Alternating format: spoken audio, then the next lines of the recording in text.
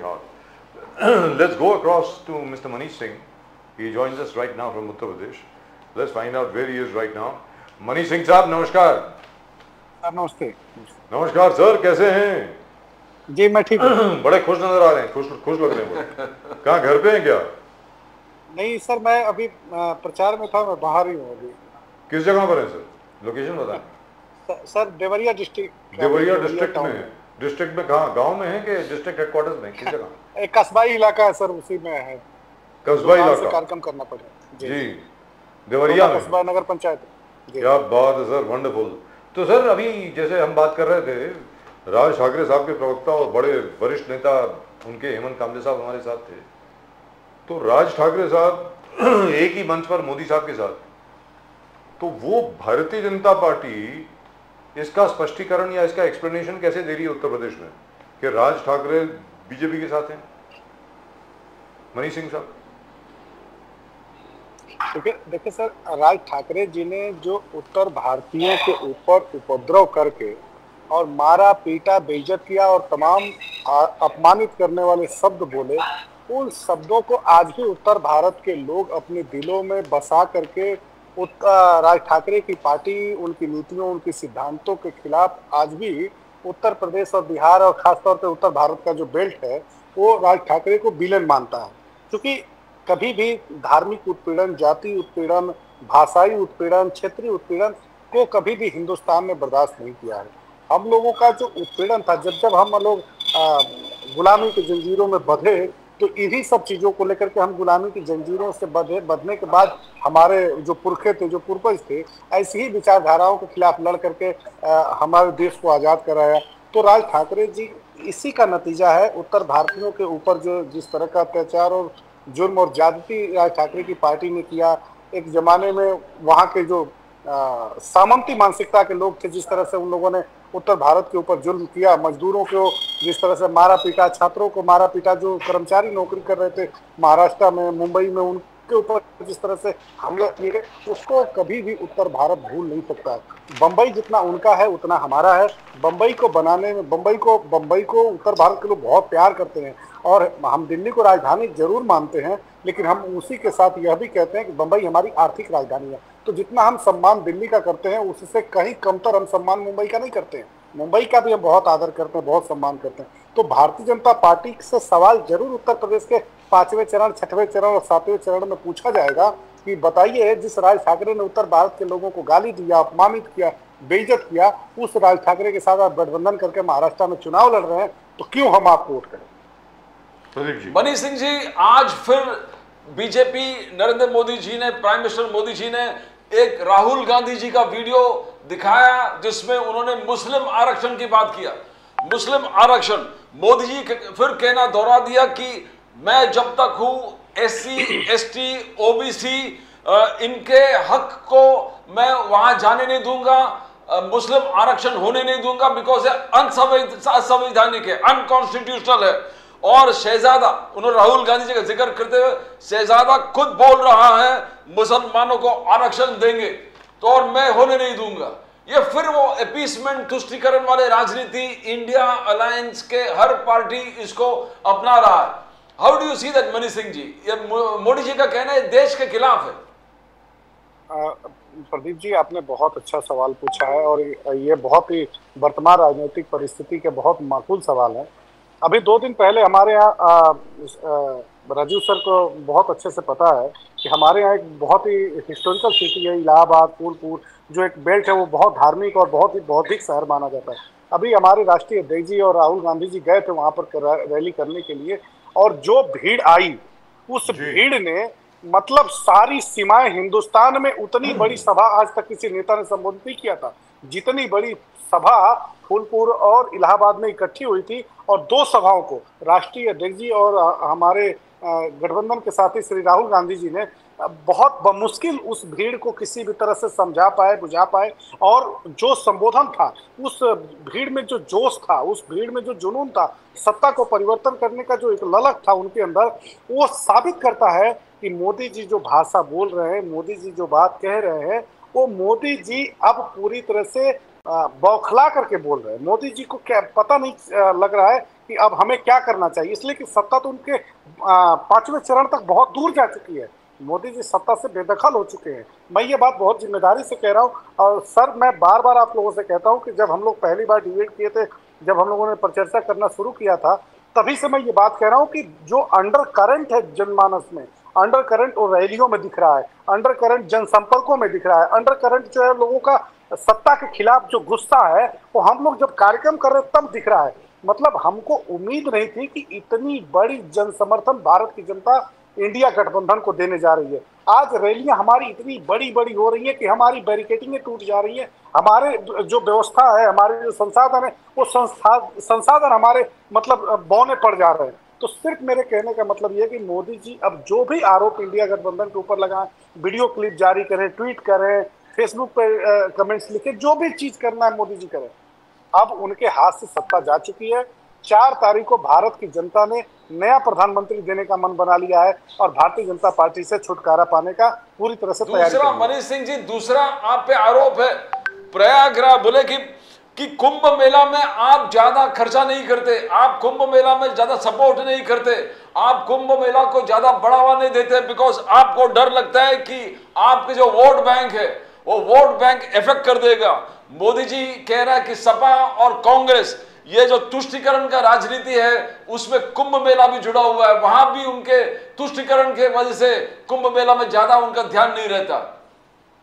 देखिए सर, आपको सर बहुत अच्छे से ये बात पता होगा, हमारे नेता श्री अखिलेश यादव जी जब उत्तर प्रदेश के मुख्यमंत्री थे तो उस समय नगर विकास मंत्री श्री आजम खान साहब थे और श्री आजम खान साहब को ही कुंभ मेले को संपन्न कराने की जिम्मेदारी, और संजोग से मतलब 850 करोड़ रुपए बजट का पहला हिस्सा कुंभ मेले के लिए निकाला गया था और 850 करोड़ रुपए खर्च करके जिस तरह से कुंभ मेले की तैयारियां कराई गई थी और कुंभ मेले की जिम्मेदारी एक वहां पे अधिकारी थे आईएएस अफसर थे मणि प्रसाद मिश्रा जी, उनको जिम्मेदारी दी गई थी। बहुत ईमानदार अफसर थे, बहुत मेहनत और लगन के साथ पूरी सरकार के साथ मिलकर के, और भारत में उतना खूबसूरत मेला और उतना कुंभ का बड़ा आयोजन किसी भी सरकार में नहीं हुआ था। आप कितना बजट निकालते हैं, कितना पैसा रखते हैं, बात इसकी नहीं है कि आप कितने पैसे में उस आयोजन कर रहे हैं, कितना खूबसूरती से, कितनी पारदर्शिता के साथ, कितनी ईमानदारी के साथ उस आयोजन को सफल बनाते हैं, ये निर्भर करता है कि सरकार की मानसिकता क्या है। सबसे बड़ी बात, आपने सर एक बार देखा होगा हमारी सरकार के समय में एक योजना शुरू हुई थी। उस योजना में हम लोग बुजुर्गों को, वृद्ध लोगों को हम लोग जो भारत के धार्मिक स्थल थे वहां पर हम लोग की सरकार ले गई और लोगों को ले जाकर के दर्शन कराया और काफी अच्छी फैसिलिटीज के साथ लोगों को मतलब दर्शन कराना, भ्रमण कराना, पर्यटन कराना, ये सरकार ने निर्णय किया था। और सबसे बड़ी बात, सरकार जो काम करती है वो जनता के पैसे से करती है। हमने कभी ये नहीं कहा कि हमने ये काम किया है, हमने हमेशा से कहा कि ये काम समाजवादी सरकार ने किया है। मतलब समाज के सभी वर्ग के लोगों की ये सरकार है और सभी वर्ग के लोगों के पैसे से चलने वाली सरकार है। हम जो कुछ भी करते हैं जनता के पैसे से, जनता के लिए करते हैं और जनता के हित में करते हैं। मनीष सिंह जी ये बताएं, हाल ही में यानी कल की बात है, आज की नहीं कल की बात है, आदरणीय सम्माननीय सबके बड़े अच्छे मित्र यहीं बॉम्बे में रहते हैं, डॉक्टर हैं, डॉक्टर संबित पात्रा साहब, उन्होंने कह दिया कि भगवान जगन्नाथ जो हैं वो मोदी भक्त हैं।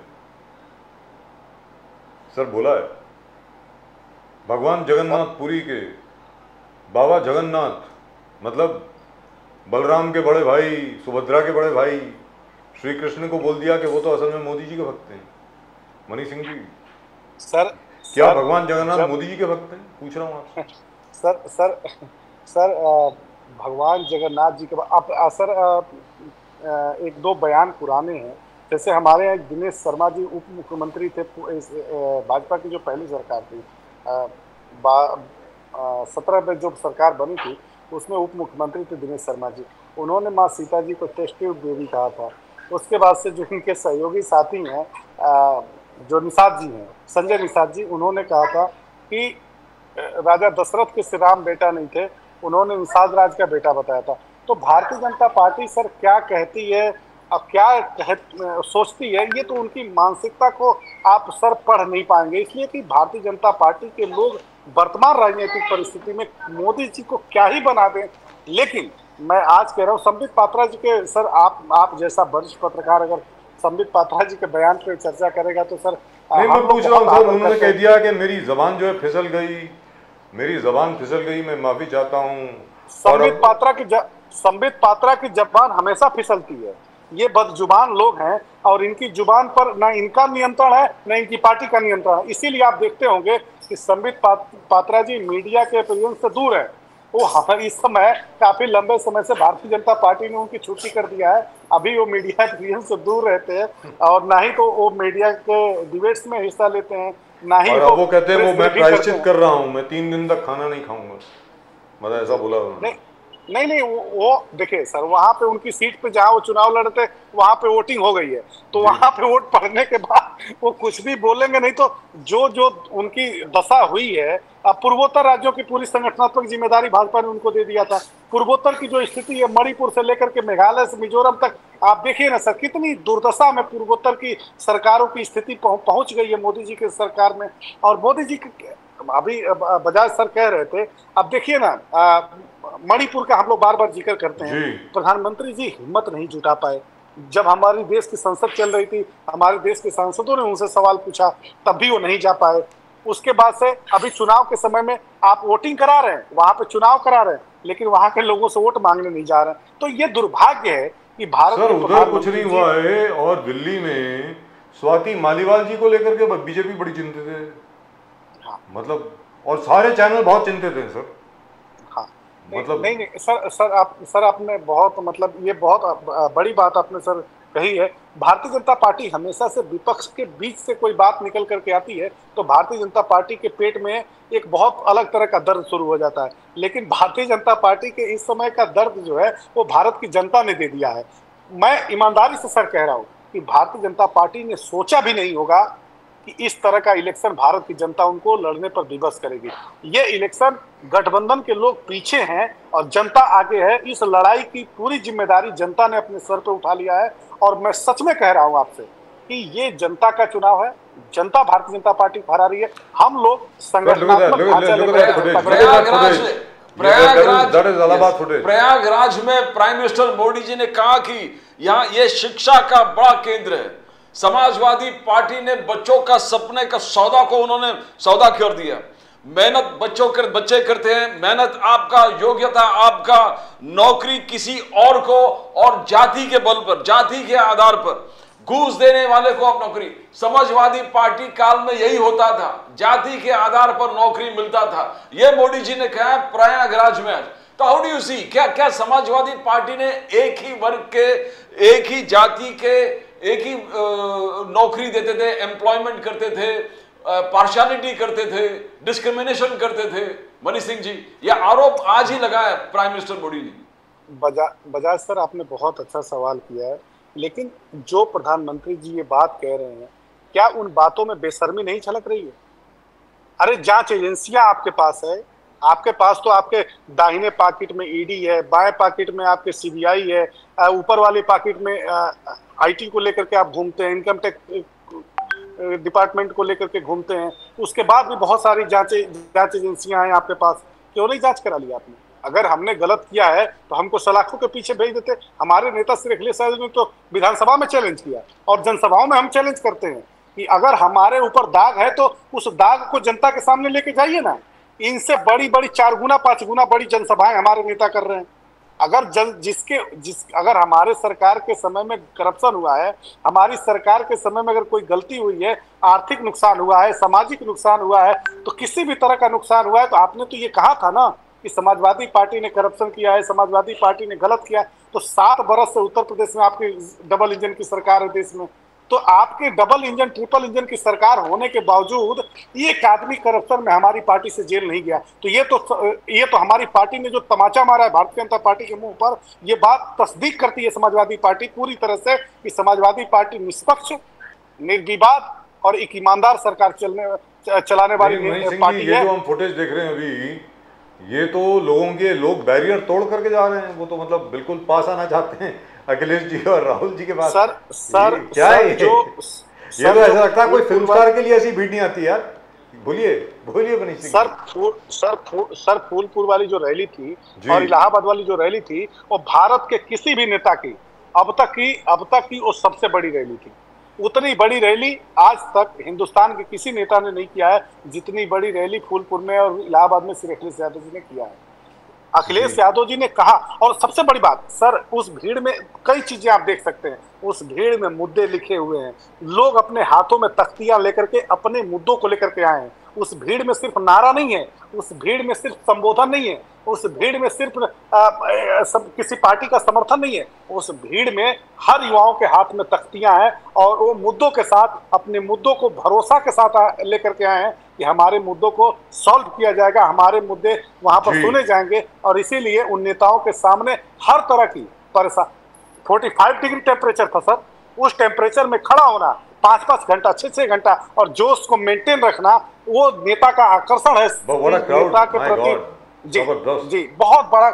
तकरीबन मेरा जो आकलन है, मीडिया ने तो बताया नहीं, लेकिन मेरा जो आकलन है 4.5 लाख से 5 लाख की भीड़। और तो छोड़िए, उस क्राउड ने इतनी ज्यादा भीड़ ने प्रोत्साहित किया राहुल गांधी जी को भी सेल्फी लेने के लिए क्राउड के साथ। नहीं, उन्होंने हमारे राष्ट्रीय अध्यक्ष जी का एक संक्षिप्त एक इंटरव्यू भी किया वहां पर और खुश बहुत थे कि मतलब ऐसी धारा, ऐसी धरती। और फूलपुर से और इलाहाबाद से तो राहुल जी के परिवार का एक खास तरह का लगाव भी है। तो नेहरू जी की कॉन्फ्रेंस थी, पंडित जी की कॉन्फ्रेंस है फूलपुर तो। जी। तो आप ये बताएं मनीष सिंह जी, ये भीड़ तो आ रही है, अब ये भीड़ वोट देगी या नहीं देगी, ये बता दो।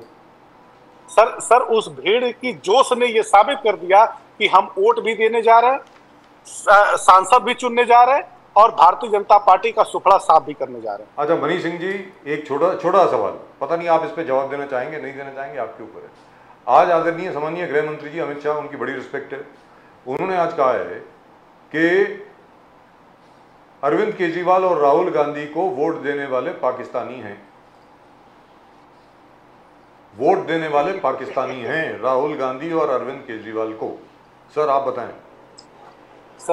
सर अगर विपक्ष को वोट देना पाकिस्तान समर्थक लोग कहे जाएंगे, समर्थक नहीं बोला, पाकिस्तानी बोला जी, समर्थक नहीं बोला, पाकिस्तानी बोला। आवाज आ रही है सर आपको? हाँ जी सर। पाकिस्तानी समर्थक नहीं बोला, पाकिस्तानी बोला। जी नहीं, बिल्कुल सर। ये अमित शाह जी की जो बयानबाजी है, ये अमित शाह जी का जो बदजुबानी है, ये भारतीय जनता पार्टी सर, हम लोग यहाँ पर मंचों से जो भारतीय जनता पार्टी की तरफ से जो छोटे नुक्कड़ सभाएं होती है ना, ये नुक्कड़ सभाओं से जो इनके अदना कार्यकर्ता वो भी यही बात बोलते हैं। वो तो ऊपर से लेकर के नीचे तक ये ट्रेनिंग है, लेकिन जितना ही ये बोलते हैं वही जनमानस जो रिवर्ट कर रही है। सर हम लोग जो मीटिंगें कर रहे हैं, हम लोग जब नुक्कड़ सभाओं कर रहे हैं, हजार आदमी, 1.5 आदमी, 2 हजार आदमी चौराहों पर इकट्ठा हो जा रहे हैं। और मोदी जी को, अमित शाह जी को जिस तरह की भाषाओं का प्रयोग गांव की जनता कर रही है ना सर, आप सुनेंगे तो आप कहेंगे कि क्या भारत के प्रधानमंत्री जी के लिए, भारत के गृह मंत्री जी के लिए भारत की जनता जो इतना प्यार करती थी, वो भारत की जनता क्या ऐसा भी बोल सकती है? आज के समय में मोदी जी, अमित शाह जी, नड्डा जी, योगी जी, इन लोगों की पॉलिटिकल क्रेडिबिलिटी पूरी तरह से खत्म हो चुकी है। मनीष सिंह जी, मगर मोदी जी का कहना है कि अखिलेश यादव जी, राहुल गांधी जी बार ये कह रहे हैं कि लोकतंत्र खतरे में है, संविधान खतरे में है। बोले कौन से लोकतंत्र खतरे में, कौन से संविधान खतरे में? आप हमारे जुडिशरी को देखिए, जुडिशरी किस इंडिपेंडेंस से काम कर रहा है। जिस प्रकार से उन्होंने बिल्किस बानो से लेके चंडीगढ़ मेयर इलेक्शन से लेके इलेक्टोरल बॉन्ड से लेके संजय सिंह का बेल से लेके अरविंद केजरीवाल का बेल से लेके हर मुद्दे पर इंडिपेंडेंट जुडिशरी अपना इंडिपेंडेंस दिखा दिया, फिर भी लोग कह रहे कि संविधान खतरे में, लोकतंत्र खतरे में। यह अनजस्टिफाइड है। दोनों राहुल गांधी जी का भी कहना है और अखिलेश यादव जी का भी कहना, यह गलत है। मोदी जी का कहना है कोई लोकतंत्र खतरे में नहीं है। प्रदीप जी, अगर उन्होंने कार्रवाई अनंत हेगड़े पर किया होता, उन्होंने कार्रवाई अगर लल्लू सिंह पर किया होता, उन्होंने कार्रवाई अपने छोट भैया नेताओं पर किया होता कि जिन लोगों ने कहा है कि 400 पार, क्या मोदी जी ने जब ये नारा दिया कि हम 400 पार सीटें जीतेंगे, तो 400 पार से जो बहुमत इन्होंने सरकार बनाने की बात कही मोदी जी ने, अमित शाह जी ने, नड्डा जी ने, तो उन लोगों ने ये बात कहने के समय नहीं सोचा कि जनता पर इसका क्या प्रभाव पड़ेगा, जनता पर इसका असर क्या पड़ेगा। और लल्लू सिंह ने और अनंत हेगड़े और अन्य भारतीय जनता पार्टी के नेताओं ने जिस तरह से कहा कि हम 400 सीटें इसलिए जीतना चाहते हैं कि हम संविधान बदलना चाहते हैं, संविधान को परिवर्तन करना चाहते हैं, तो जो बात हम कह रहे हैं उसको तो भारतीय जनता पार्टी के नेताओं ने कहा है, और वो भी नेता सदन के सदस्य हैं, देश की संसद के सदस्य हैं वो। तो जो भारतीय जनता पार्टी को अपने नेताओं पर कार्रवाई करनी चाहिए थे, उनको उन लोगों ने टिकट दिया, इलेक्शन लड़ाया, मोदी जी ने उनका प्रचार किया। और दुर्भाग्य देखिए कि जो लल्लू सिंह ने संविधान बदलने की बात कही, उसी संवैधानिक संस्था ने वहां पर प्रभु श्री राम जी के मंदिर के निर्माण के लिए निर्णय दिया। तो कहने का मतलब यह है कि लल्लू सिंह, अनंत हेगड़े और भारतीय जनता पार्टी के जो लोग हैं, उनकी बयानबाजी सिद्ध करती है कि भारतीय जनता पार्टी 400 से ऊपर सीटें क्यों लाना चाहती है। संविधान बदलने के लिए, संविधान को बदलने के लिए, संविधान के साथ जो छेड़छाड़ किया जा रहा है, संवैधानिक संस्थाओं का जो नुकसान किया जा। सर एक बात बताइए, अमित शाह जी ने ये बात क्यों नहीं आज तक कहा कि 4000 से ऊपर ईडी के रेड पड़े, सीबीआई के रेड पड़े, आईटी के रेड पड़े, लेकिन एक भी रेड भारत के 28 राज्यों में, सभी राज्यों को आपने घूम लिया, लेकिन क्या आज तक एक घटना बताइए कि गुजरात में ईडी सीबीआई किसी के घर गई हो? किसी के भी घर, वाहिद एक आदमी बताइए सर जिसके घर ईडी सीबीआई गई हो, जबकि सबसे ज्यादा व्यापारिक प्रतिष्ठान वहां पर है, सबसे ज्यादा वहां पर बड़े लोग रहते हैं, उसके बावजूद एक भी ईडी सीबीआई की घटना बताइए सर इन हाल के 10 वर्षों में कि गुजरात में कोई भी संस्था गई हो। कहने का सिर्फ मतलब ये है सर कि संवैधानिक संस्थाओं का नुकसान तो हुआ ही है, लोकतंत्र का हरण भी इन लोगों ने किया है और क्षरण भी किया है। अगर लोकतंत्र का हरण नहीं होता तो जिनको जनता चुनती है, जनता को जो भरोसा देते हैं विधायक और सांसद, उन विधायकों को जहाजों में भर करके रेस्तरां में ले जाकर के रुकाया जाता है, बड़े बड़े महंगे होटलों में रुकाया जाता है।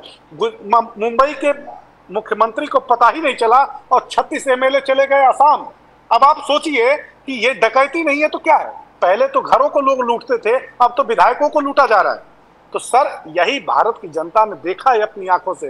टेलीविजन पर सिर्फ भारत की जनता ने मोदी जी को नहीं देखा है, मोदी जी के कारगुजारियों को भी देखा है कि किस तरह से चुनी हुई सरकारों को, चुने हुए नेताओं को जेल में डाला है, सरकारें गिराई हैं, मुख्यमंत्रियों को जेल में डाला। ये रिवर्ट छोटी छोटी घटनाओं का जो हुआ है ना सर, उसका रिवर्ट है कि भारत की जनता ने मोदी जी को, अमित शाह जी को और योगी जी को। और सर मैं एक बात और कह रहा हूँ कि जिस दिन मोदी जी 4 तारीख को सत्ता से हटेंगे, योगी जी शाम होते होते इनको रिजाइन करना पड़ेगा। इनके सारे विधायक असंतुष्ट हैं, 10, 20, 50 विधायकों को छोड़ दीजिए, तो सारे विधायक अब संपर्क में है समाजवादी पार्टी के, और उसी दिन सरकार जाएगी। बट मनीष सिंह जी, केजरीवाल जी का कहना है कि योगी आदित्यनाथ को मोदी जी निकाल लेंगे प्रधानमंत्री बन गया तो ये क्या आप वस्तुस्थिति जानते हो? ग्राउंड में रियलिटीज क्या है?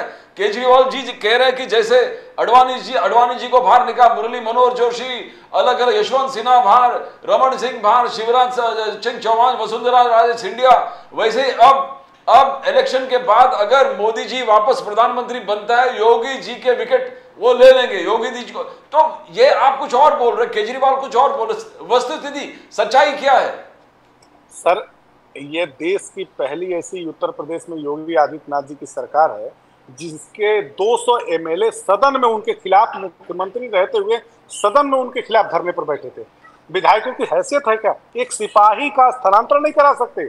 एक लड़का अगर किसी ने हेलमेट नहीं लगाया हुआ है, किसी ने अगर ड्राइविंग लाइसेंस नहीं लिया हुआ है, गांव देहात में अगर वो खाद की बोरी लेने के लिए चला गया गोदाम पे, लौट रहा है, अगर उसने हेलमेट नहीं लगाया हुआ है, अगर किसी सिपाही ने पकड़ लिया, तो किसी विधायक की हैसियत नहीं है कि वो सिपाही से कहकर के, एसओ से कहकर के उस बच्चे को छोड़वा दे। स्थिति बहुत दयनीय है सर। आज सांसदों के खिलाफ जनता धरने पर है, गाँव में घुसने नहीं दे रही है, जनता खदेड़ रही है सांसदों को, विधायकों को। ये इसके लिए दोषी विधायक और सांसद नहीं है, इसके लिए दोषी भारतीय जनता पार्टी की सरकार है, उसकी नीतियां हैं। विधायक के, सांसद के जो प्रोटोकॉल्स थे, जो उनके अधिकार थे, उसको खत्म कर दिया। आज विधायकों की कोई हैसियत नहीं है। इनके 5 करोड़ रुपए जो विधायक फंड आते हैं हमारे यूपी में, अब आप सोचिए कितना बड़ा विसंगति है, इसको सर समझने की कोशिश करिए। सांसद भी 5 करोड़ रुपए सांसद निधि पाता है, और हमारे यहाँ यूपी में विधायक भी 5 करोड़ निधि पाता है। एक विधायक एक कॉन्स्टिट्यूंसी का प्रतिनिधि है और एक सांसद 5 विधानसभा का प्रतिनिधि है। अब आप सोचिए कि किस तरह का इन लोगों ने असमानता फैला करके रखा हुआ है डेवलपमेंट के नाम पर। सबसे बड़ी बात, आपने कहा सांसदों को कि गोद ले लीजिए गांव, एक गांव को गोद लेकर के उसको मॉडल गांव बनाइए। आपने वो बात तो कह दिया, उसकी शुरुआत की, लेकिन वो गांव कहाँ चले गए? आज गांवों की स्थिति इतनी खराब है, शहरों की स्थिति खराब है, कस्बाई इलाकों की स्थिति इतनी खराब है, सर कहने को कुछ नहीं है। महा लूट मची हुई है। और एक बात, इन सब चीजों से जनता त्रस्त थी। जब तक आदर्श आचार संहिता नहीं लगाता भारत में, तब तक जनता खामोश थी, चुप थी। जैसे ही आदर्श आचार संहिता लगा, जनता उतर करके सड़कों पर भारतीय जनता पार्टी के नेताओं के खिलाफ, मोदी जी के खिलाफ, अमित शाह जी के खिलाफ और अन्य भारतीय जनता पार्टी के नेताओं के खिलाफ जम करके लोगों ने वोट किया है, जन करके इनका विरोध किया है। और उसका नतीजा 4 तारीख को सर दिखेगा कि इंडिया गठबंधन बहुत बड़े परिणाम के साथ सरकार में आ रही है। अमेठी क्या खबर है? कल वोट पड़ी है वहां पे सर?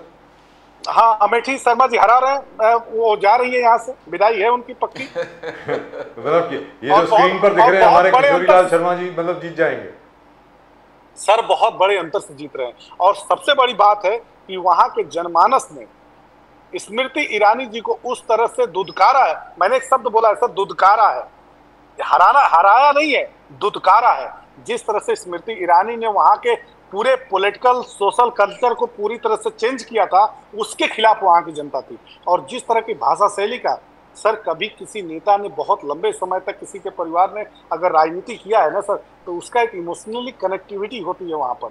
और जिस तरह से राहुल गांधी जी और उनके परिवार के खिलाफ स्मृति ईरानी जी ने बदजुबानी किया है, उस बदजुबानी का परिणाम है कि वहां की जनता ने हराया नहीं है, उनको दुदकार करके भगाया है। उसका परिणाम सर 4 तारीख को दिखाया। और कन्नौज में सर?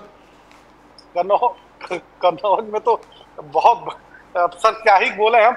हमारे राष्ट्रीय अध्यक्ष जी ने तो जिस तरह से व्यापक प्रचार किया और जिस तरह से सभाएं की और जिस तरह से यात्राएं की, उसमें सर जिस दिन वोटिंग की, क्या लोगों का उत्साह था, उमंग था। और कन्नौज में तो लोगों ने झूम के वोट दिया है। वो एक अद्भुत कॉन्स्टिट्यूएंसी है जहां लोगों ने झूम करके वोट दिया है। क्या रिकॉर्ड रहेगा सर? सर वहां पर रिकॉर्ड तो मेरे हिसाब से 4 से 5 लाख रहना चाहिए। 4 से 5 लाख से वोट, 5 लाख वोट से जीतेंगे अखिलेश जी। जीत का उत्तर प्रदेश का सबसे बड़ा सीट रहेगा। और रायबरेली में राहुल गांधी? अब सर रायबरेली का भी अंतर बड़ा रहेगा, लेकिन वहां का मैं इसलिए नहीं बता सकता सर कि गठबंधन की सीट है, वहां पर कांग्रेस पार्टी का मैनेजमेंट है। लेकिन जो हमारी पार्टी के पास जो सीटें हैं, एक एक सीटों की जो स्थिति है, मुझे लगता है कि कन्नौज एक ऐसी सीट होगी जो सबसे बड़े जीत हार का अंतर श्री अखिलेश यादव जी की सीट। लेकिन रायबरेली के ऊपर आपसे जानना चाह रहा था, पता नहीं आप इस पे बोल पाएंगे कि नहीं पाएंगे। वो अदिति सिंह जी जो हैं, वो बड़ी नाराज बैठी हैं बीजेपी से। वो तो बाहर भी नहीं आई, मतलब कैंपेन करने को भी नहीं आई। और उन्होंने ट्विटर पे अपने पिताजी के साथ एक तस्वीर उन्होंने पोस्ट करी थी, ये कहते हुए नो कॉम्प्रोमाइज ऑन प्रिंसिपल्स। क्योंकि वहाँ जिन शख्स को भेजा है वहाँ पे राहुल गांधी के खिलाफ खड़े होने के लिए, वो उन्हीं के पिताजी को हराया था उन्होंने, Manish Singh ji. Sir no compromise principle Twitter पे, फेसबुक पे लिखने से कुछ नहीं होता है। उनके पिताजी ने जिस स्वाभिमान के साथ कांग्रेस पार्टी के साथ राजनीति किया, लंबे समय तक उनकी नीतियों, विचारधाराओं, सिद्धांतों पर चलते रहे। जैसे ही उनका देहावसान हुआ, उनकी बेटी ने सबसे पहले उनकी विचारधारा का दफन कर दिया। ये लोग वैचारिक राजनीतिक लोग नहीं है। जितना प्यार कांग्रेस पार्टी ने और परिवार की तरह से अदिति सिंह को दिया, संभाला उनको पीछे से सपोर्ट किया, उस अदिति सिंह ने ऐन मौके पर कांग्रेस पार्टी को जिन भरे अपशब्दों से बोल करके कांग्रेस पार्टी को छोड़ा उन्होंने, मुझे तो लगता है कि उतनी बड़ी बेशर्मियत नहीं होनी चाहिए थी। उनको सीखने का, वो महिला सभा की कांग्रेस की महिला विंग की राष्ट्रीय उपाध्यक्ष थी, बड़ी संगठनात्मक जिम्मेदारी थी उनके ऊपर। अदिति सिंह यंग एमएलए थी, उनको सोचना चाहिए था कि अभी हमारे अंदर लड़ने की शक्ति है, संघर्ष करने की शक्ति है, इतना जल्दी सत्ता के सामने उनको सरेंडर नहीं होना चाहिए था। लेकिन जो युवा इतना कम उम्र में बदल जाए, अपनी विचारधारा को परिवर्तित कर दे, वर्तमान राजनीतिक परिस्थिति में अगर पिताजी की फोटोग्राफ्स लगा करके अगर कांग्रेस पार्टी के प्रिंसिपल्स के बारे में अगर कहा जा रहा है कि हम प्रिंसिपल के साथ समझौता नहीं करेंगे, तो मुझे ऐसा लगता है ये दो मुही बात है। एक ब्राजील में 2 मुँहे सांप होते हैं, उसी तरह से इन नेताओं के 2 मुँहे सांप हैं ये सब। इन सबों की बातों पर सर ना हमको यकीन, और हमारी फेवरेट कॉन्स्टिट्यूएंसी जो है हम लोगों की, यहाँ मुंबई, जौनपुर, सबके मित्र, हम सबके मित्र, सबसे बड़े मित्र हमारे जौनपुर। सर जौनपुर का क्या हाल है? वहाँ तो फर्स्ट क्लास फिल्म चल रही है अभी, तो बिल्कुल ऐसे लग रहा है कि फिल्म डायरेक्शन कर रहा है। सर सारी युक्ति लगा दिया। मैंने सर एक बार कहा था आपसे कि वो कोई ऐसा चीफ मिनिस्टर नहीं है, कोई ऐसा डिपार्टमेंट नहीं है जहां उनकी फाइल न, वही काम पूरा इस चुनाव में उन्होंने किया है। पूरी युक्ति लगा दिया है उन्होंने, और कुछ हद तक युक्ति में सफल हुए हैं। लेकिन जो सफलता उनको उन्होंने दिखाई है, उसके पीछे जो सबसे बड़ी विफलता है वो हमारे बाबू सिंह कुशवाहा जी के जीत के बाद सर महसूस होगा। जैसे ही बाबू सिंह कुशवाहा जी चुनाव जीतेंगे, जो बड़ी चीज हासिल करने के कृपा शंकर सिंह जी ने किया है, वो पीछे से जो एक उनका, अब धनंजय सिंह जी को तो आपने ले लिया बीजेपी में, उनकी पत्नी को ले लिया, और धनंजय सिंह जी ने धीरे से अपने समर्थकों को कह दिया कि आप बाबू सिंह कुशवाहा जी का सपोर्ट करिए। तो शरीर उनकी बीजेपी के साथ है, समर्थक सब सपा के साथ है, तो उसका रिजल्ट तो अप्रत्याशित आने वाला है। क्या बात है sir, thank you so much sir, बहुत बहुत शुक्रिया आपका। चलते चलते अब तो आपको मालूम ही पड़ गया होगा कि यूपी में कितनी सीटें जीत रहे हैं आप। 80 में से पिछली बार 64 सीटें जीती थी बीजेपी ने, इस बार कितनी आएंगी बीजेपी की? सर पहली बार जब हम लोग हारे थे तो 74 सीटें बीजेपी को मिली थी 2014 में जी। तो हम लोग उस आंकड़े के पार करते हुए और भी बड़े मतलब कि मेरे कहने का है सर कि 74, 75, 76, मेरा ये मानना है ना सर कि मैं बहुत बड़े अप्रत्याशित रिजल्ट की तरफ देख रहा हूं। और मुझे अनुमान जो आ रहा है कि मतलब भारतीय जनता पार्टी कभी कल्पना नहीं की होगी कि उत्तर प्रदेश में इतनी बड़ी दुर्दशा उसकी होने जाएगी। मतलब सिंगल डिजिट में आएगी Bharatiya Janata party, double digit में भी नहीं आएगी? हाँ, सिंगल डिजिट में रहेगी, सिंगल डिजिट। मतलब 10 भी नहीं आएंगी? सर मैं आपसे बोल रहा हूँ ना सर कि अप्रत्याशित रिजल्ट आएगा जिसकी बीजेपी ने कभी कल्पना भी नहीं किया होगा। काशी अयोध्या तो आएगा। अयोध्या में तो वो काम हुआ है जिसकी कल्पना जो है वहां पर उन लोगों ने मंदिर की स्थापना के समय भी नहीं किया होगा।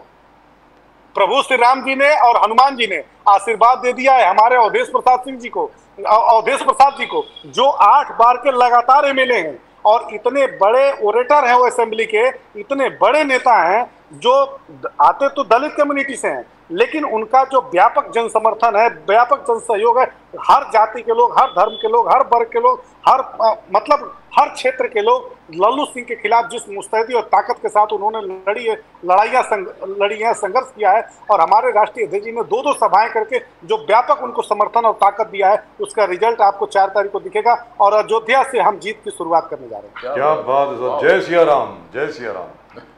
मनीष सिंह जी बहुत बहुत धन्यवाद आपका, बड़ा मजा आता है आपसे बात करके। Thank you so much, thank you very much, नमस्कार। Well, Ayodhya. Well, that would be. Oof. If BJP is decimated in Ayodhya, that's it then. That's it.